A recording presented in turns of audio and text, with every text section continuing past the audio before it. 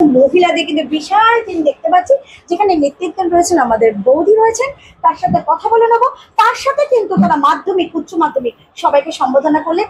এই যে প্রথমে কিন্তু নিউজ 24 তোমাকে স্বাগত। এই যে আজকে মহিলাদের নিয়ে এত বড় একটা একই ছাদের তলে তোমরা টিম করতে পেরেছো, সেটা দর্শক বন্ধুদের কি বলবে? দেখো, তুমি যেটা বললে না, মহিলা আমাদের কাছে মহিলা এবং ভাইরা একদম সমান সমান, একদম সেজন্য বলেছি যে পুরুষ আলাদা করবো না। না, ওরা দেখো সবসময়ের জন্য আমি বলি, একটা মহিলা যেরকম এগোতে পারে একটা পুরুষের সহায়তা, একটা পুরুষও এগোতে পারে মহিলার সহায়তা। আমি ভেদাভেদের মধ্যে যাবই না, কারণ আমার পুরো ফ্যামিলি এই রাজনীতিতে যুক্ত। আমরা কাউকে বলিনি যে তুমি এসো বা তুমি এসো না, সবাই ভালোবেসে রাজনীতিটা করি। তো দিদির অনুপ্রেরণায় আমরা সবাই অনুপ্রাণিত। আর এই যে 1 মাস ব্যাপী রক্তদান শিবিরটা হয়, এখানে আমাদের মহিলা কর্মীরা যেরকম, সেরকম আমাদের ভাইরাও রয়েছে। সবাই একসাথে মিলে আমরা এই প্রোগ্রামগুলো করি। আমাদের প্রোগ্রামটা না একটা উৎসবের মতনই মনে হয় না যে কোনো রাজনীতির প্রোগ্রাম করছি।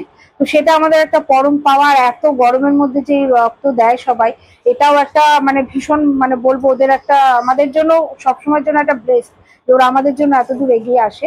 আর আমাদের রাজারহাট গোপালপুরের যে দুজন আছেন, দেবরাজ চক্রবর্তী আর অদিতি মুন্সি, এই দুজনের তুলনাহীন। এদের আমি মানবতার দিক দিয়েই দেখি বেশি, রাজনীতির থেকে ওদের মনের ইয়েটা বেশি, যার জন্য আমার মনে হয় হার্ট টাচ ব্যাপারটা এত বেশি থাকে।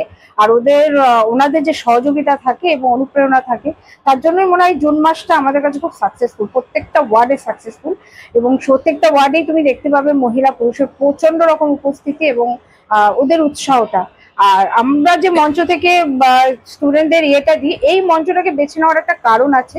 ওরা একটা সামাজিক ভাবে এটা শিখে যায় যে রক্তদান একটা যে সামাজিক গিয়ে এখানে রক্তদান করা উচিত, প্রত্যেক মুমূর্ষু রোগীর জন্য রক্তদানটা একটা প্রয়োজন, এটা ওদের কাছে একটা বার্তা দেওয়া হয়। ওরা ছোট, ওরা আগামী দিনগুলোতে যাতে ওরা এরকম কোনো সামাজিক প্রকল্পের মধ্যে থাকতে পারে, মানসিকতাকে তৈরি করতে পারে, তাই এই মঞ্চটাকে আমরা এটাকে আমরা ধার্য করি, যেখান থেকে ওদের আমরা সম্বর্ধনাটা দেব।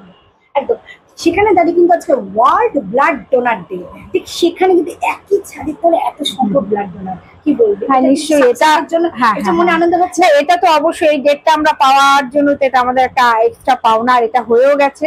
এমনিতে আমাদের কাছে মনে হয় প্রত্যেকটা দিন প্রত্যেকটা ওয়ার্ডে যে হয় সেটাই মনে হয় ওয়ার্ল্ড ব্লাড ডোনেশন ডে। তবে এটা একদম যেটা ডেট ওই অনুযায়ী আমাদের 24 নম্বরে পড়েছে, এটা আমাদের জন্য আমরা ভীষণ গর্বিত। এবং আমাদের নেতৃত্বস্থানীয় যারা করেছেন এই ইয়েটা, তাদের কাছেও আমরা ভীষণভাবে কৃতজ্ঞতা প্রকাশ করি।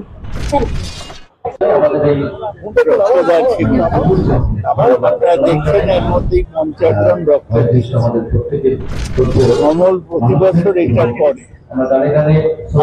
রাজারহাট গোপালপুরেই এই রক্তদান হচ্ছে প্রতিদিন একটা করে। 30 দিনে 30 বার রক্তদান। এটা পশ্চিমবাংলায় এটা দৃষ্টান্ত। আমি কমল এবং তার সহকর্মীদের অভিনন্দন। মহিলারা যদি এগিয়ে আসে না, ঘরে কি বলবো, সব দিকটাই ঠিকঠাক থাকে। তো তারা তারা বাইরের জগতের সঙ্গে যত যুক্ত হবে, তত আমার মনে হয় সামাজিক চেঞ্জেসটা হবে।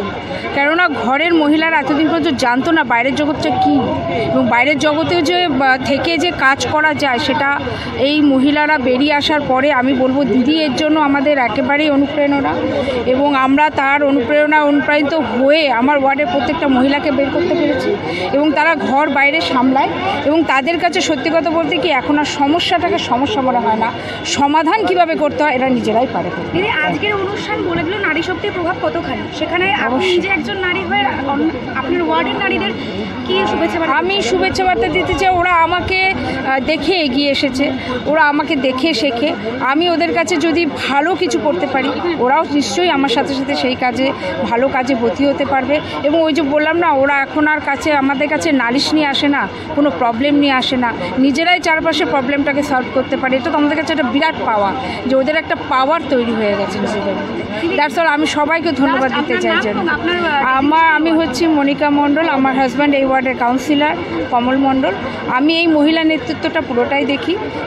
জুলাইয়ের রাজারহাট গোপালপুর বিধানসভার বিভিন্ন প্রান্তে তার প্রস্তুতি শুরু করেছে, এবং আজকে তারই একটা ফলস্বরূপ আমাদের এই রক্তদান শিবিরের মঞ্চ পরে আমরা 21শে জুলাইয়ে দেয়াল লেখন করলাম। আমরা রাজারহাট জুড়ে বিভিন্ন জায়গায় এই 21শে জুলাইয়ের দেয়াল লেখন এবং রাজনৈতিক কর্মসূচির মধ্যে দিয়ে আগামী দিন প্রস্তুতি নেব। বলবো যে কমলদা, তোমাদের এইখানে 1 মাস ব্যাপী রক্তদান শিবির চলছে, আর তার মধ্যে আজকে তো তোমার রক্তদান শিবিরে এত গরমের মধ্যে প্রচুর মানুষ ভিড় করেছে, কি বলবে এটাকে নিয়ে? দেখুন, এটা 3 বছর ধরে চলছে আমাদের তত্ত্বাবধানে এই রক্তদান শুরু হচ্ছে। পশ্চিমবঙ্গে কটা বিধানসভা আছে,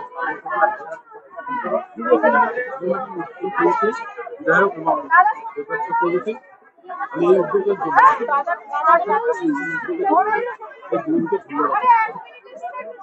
বলবো যে কতজন মানুষ রক্ত দিয়েছে এখনো পর্যন্ত? আমরা 7 জন টার্গেট ছিল, 7 জনই কমপ্লিট। তার পাশাপাশি মাধ্যমিক এবং উচ্চ মাধ্যমিক পরীক্ষার্থীদের সম্বর্ধনা প্রদানও করেছে। তো বলবো যে কি বার্তা থাকবে সাধারণ মানুষের জন্য? দেখুন, এই স্টুডেন্টরা যে পাস করেছে তাদেরকে একটু উৎসাহ দেওয়ার জন্য এই সম্বর্ধনা, এবং তারা যাতে ভবিষ্যতে আরো আগে যায় তার জন্য